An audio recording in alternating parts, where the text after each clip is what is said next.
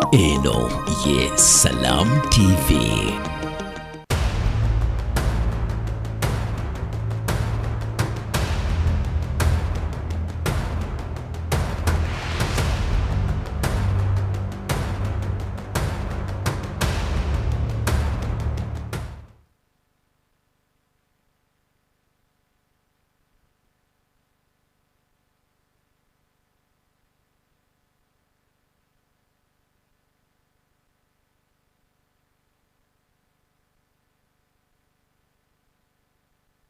Rasulillahi sallallahu alaihi wasallam. Abaturaba ku mikutu egy'enjawulo, Muslim Channel, Salam TV. Olunaku luno olwaleero nga 22 essaawa zino 5 nga n'ekitundu ez'okumakya tuli wano ku ssomero lya Masha Junior School. Yes, Sam Kaga, okay. Ku Masha Junior School, essomero lisangibwa ku Salama Road nga tonatuuka ku ddwaliro ly'Ekiruddu ku luguudo baliyita Zikusooka Road. Essomero lino lyerimu ku masomero gaffe agasomesa ddiwa curriculum. Kitegeeza ki? Basomesa eddiini n'abasomesa n'edduniya. Essomero pya naye liri ku mutindo gwa waggulu nnyo nga bwe munaalaba emmaaso eyo. Ekituleese wano olwaleero batuyise bawulira omulimu gwe tukola ogw'okusolooza ettofaali ery'okugula liyimbo y'Abasiraamu. Ne beekolamu omulimu ne batuyita tujje tunone ettofaali eryo ku ssomero lino. Njagala okutwala omukisa guno okwebaza ba directors, abazadde awamu n'omukulu w'essomero ne staff ye yonna olw'omulimu guno gwe bakoze okuga nti naffe katukwasizeeko bannaffe mu mulimu guno. Abatulaba n'abatuuliriza, buli omu naawe osobola okukola omulimu guno nga Masha Junior School gwekoze. Era abantu abajjumbira emirimu egifaanana bwe gityo kati buvunaanyizibwa bwamwe gwe bw'obeera owangaalira wano Salaama, Munyonyo, Mawanga, eri ku mwalo, ne bw'osaana n'ogenda wali ku kkubo erigenda eri ku nnyanja e Busaabala, oba oli Kibuye, oba oli ku luguudo luno lwonna lwonna, osobola okujja n'oleta omwana wano mu environment ennungi gyendabye nange n'ensiga nga neewuunya. Newabeera essomero erifaanana bwe liti ku mutindo bwe guti, basomesa mu science. Mbadde eno wansi ewa Doosi nga ndaba bye basomesa mu kiraasi eri ku kaalina waggulu, era bwe nyambuse ne ntuuka mu kiraasi exactly byendabye eno wansi saze bye basoma. Naye ekikulu ekisinga basonze ssente okuyambako mu fundraising process yaffe eya Salaamu Muslim Cemetery Nkowe 2 project. Baasa yaabwe oba ettu lyabwe kyeke gye bagenda okutukwasa, naye nze ndowooza nsooke nkwase oba director oba omukulu w'essomero yenna aliwo atwanjulire eba. Nze amanyanyima mu Kasozi, nzize ne muganda wange Usaama Lwasampijja, naye wano nsanzeewo abakulira headmistress wali wuno n'abamuyambako, then ne ba director baabano wano.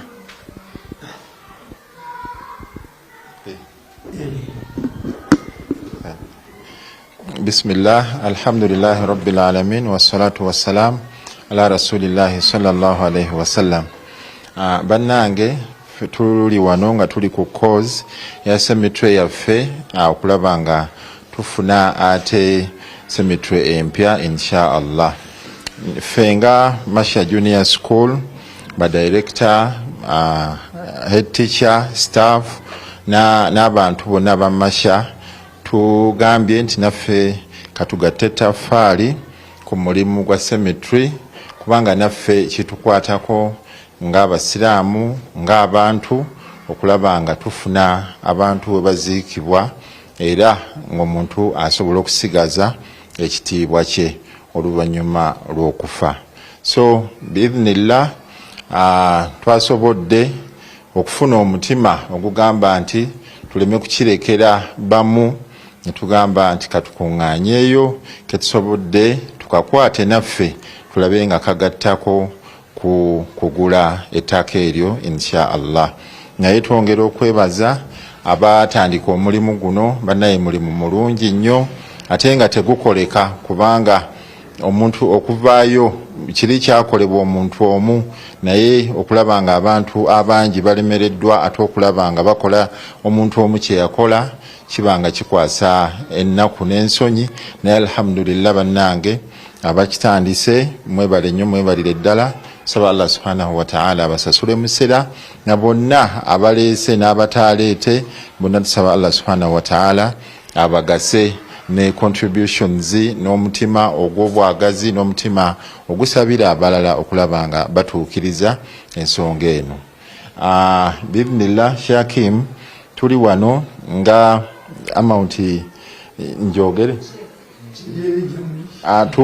we have been able to collect tukozeseza check, tukozeseza cash, era insha Allah tusobodde mu basa muno mulimu miliyoni eya sente eza Uganda, era nga tusaba Allah subhanahu wa ta'ala atusobozese tugasibwe nazo. Tuvaayo nga tuzikwasa imaamu olw'omulimu ogwo okubanga gugenda mu maaso, era tusaba Allah subhanahu wa ta'ala atuteeremu obwangu busobole okuggwa mu bwangu ennyo.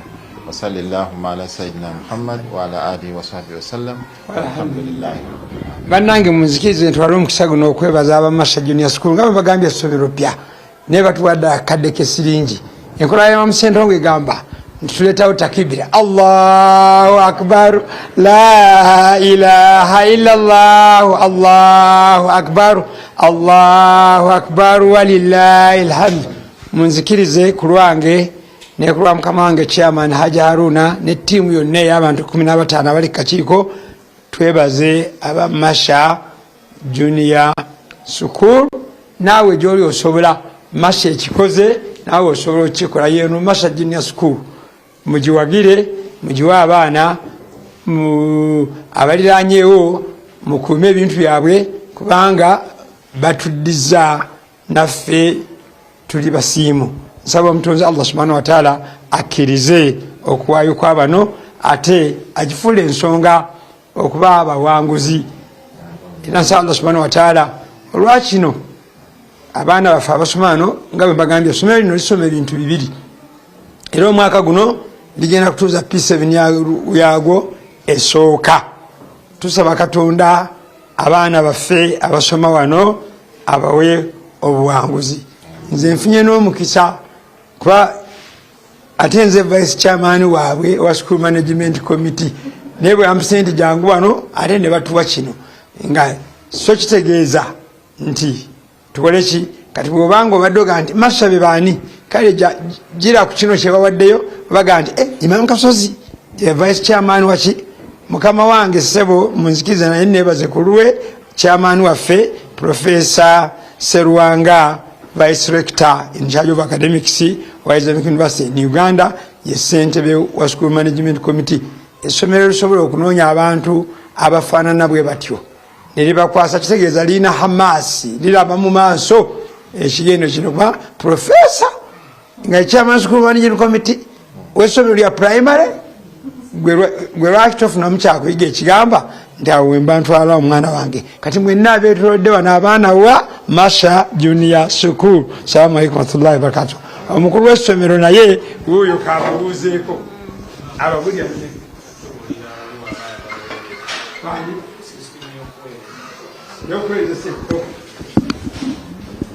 Assalamu alaikum warahmatullahi wabarakatuh.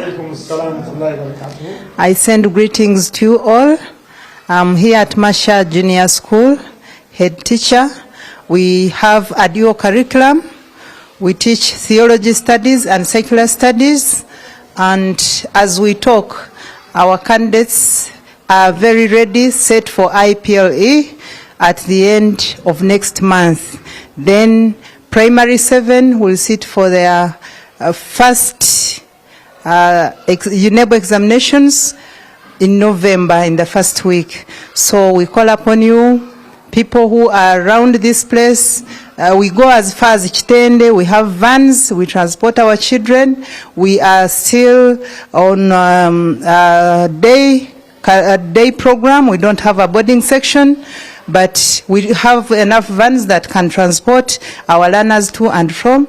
Please bring them for learning. Assalamu alaikum wa rahmatullahi wa barakatuh. Wa alaikum salam. Katebenzo okoli eyo noga nti abamasabo bakikoze batya kana osobola okuweereza essaawa zino. Bw'oba olina momope oyinza okukola ki n'ogoberera momope n'oteekamu nga bw'omanyi *165*3 hash n'onyiga. Omala okunyiga bakubuuza nti namba eri 577 609 577 609. Bw'oweereza ejja kuleeta erinnya nti Hadija Nakaiza. Eyo ya akaunti yaffe abamomo eyani eya MTN. Abali ku Airtel namwe musobola okuweereza obutereevu mutya n'oweereza *185*9 hash. Ne bakubuuza mention title code n'oteekamu ejja kukuwa namba 68734. Enamba ya Airtel eya mention title code kwera mu bitegedde eri 68734. Era abajja kukuwa Nakaiza naye ku Lwankoowe Cemetery. Oyinza obanga oliwa science asuseeko n'onoonya app ya Muslim Channel n'okola www.muslimchannel.com. bw'oteekamu ejja gamba nti corporations nyingi ng'onoonya Nkoowe. Do you want to get involved? Ng'onyiga amapeesa. Ejja kukubuuza sente bikazi oyagala okuteekamu ng'oziteekamu, erinnya lyo ng'oliteekamu, egundi esimu kweri ng'oteekamu, ebisigadde ebibeera simple. Ekyo kanti demonstrating a practice wano ku simu eniyange yennyini kyenva okwogerako. Abantu bakirabe mugondere. Oyinza n'okusala amagezi n'okukwatagana ba Muslim Channel bano ne bakuwa ki ne bakuwa n'obawa essimu yo ne bakujjukiza. Manyi ennaku zino bajjukiza abantu naye mu process abantu abamu mwekanze. Kituufu bw'oba waba ennamba yo bakujjukiza. Bw'oba wayi ennamba yo bakola ki bakujjukiza. Kyangu nnyo okukujjukiza. Kati bw'eba bakujjukiza oteekamu biri si bufere oba okolera ddala omulimo oguno. N'olwekyo kati bw'ojja n'ogenda wano ojja kusangayo app yaabwe nga bwe nkugambye egamba kati wano yino egambye www.muslimchannel.ug.com. biri mubimanyi ebyammwe HPT Muslim Channel kati Nkoowe kati nenyiga. Kati bwenyiga wano nga bwe mulaba eraba ojja genda ng'olaba ereese Muslim Channel nembuuza get involved. Kati njagala kuwaayo essente olabe olw'okuba ndiko wano bano batuwadde essente nyingi nange kampeeyo nyingi kampe $5,000. Bambuuziza erinnya lyange nga nditeekamu wano Imam Kasozi. Imam Kasozi. Enamba y'essimu nayo nga ngiteekamu 078249 nga nyiga pay now. Nsasule. Kati ngeno ennonye ngambye nti you are paying Muslim Channel Uganda nayo ni baafu. Kati bangambye pin sigenda gibagamba bamuyinza okutuuka eruga nti n'olwekyo pin yo pin yo sigibagambye naye bangambye sendi nga maze oteekamu bwe ntaddemu wano bagambye you have approved debt of 50,000 at a fee. Bandaze edda nti zimaze okugenda. Kati bwe mmala wano nga bangamba you want to yagala kulaba receipt yo view your receipt nga nyiga ku receipt yange view receipt nga technology bannange atwanguyiza ebintu uyo atambudde yiyo receipt ze era receipt yange kanjisembeze kwimbi mugirabe ayiyo receipt yange namba 13,272 enamba 13,272 egambye nti awadde name awadde Imam Kasozi telephone number 0782249250 paid emitwalo 5 ya Uganda nempa ne collection nsofa twakasoloza ebilioni 2 mu milioni 84 mu emitwalo 19 mu 10,300 naye kakati batuwadde akakadde wano bwenkateekamu tuli mu 85 bwe banakateekamu waliwo tukayingiza mu system nga tuyingidde ki ezisigadde zetubanjibwa bilioni 1 ne milioni 915 mu siringi emitwalo mu 8 mu 7 mu ki ze 52%. Kati ayagala download receipt yange nsobola gidownloadinga nanganjigulewo kati bwenjigulawo nsobola ogisharinga naawe wonna bwenteeka wano bwenjiga nti share kati for example kansharinge ne director omwe ali wano bamuyita Sekaya Hakim Sekaya nsharinze naye kati kansharingeko n'abaki awamu n'abasoloza bali aba BMK ne muzimu welfare kati nga nteekamu wano BMK yineze bwensindika nti bafunye Sekaya ayinza okubabuulira nti yino receipt nange njina ajja wano agibalage kati n'olwekyo kyangu nnyo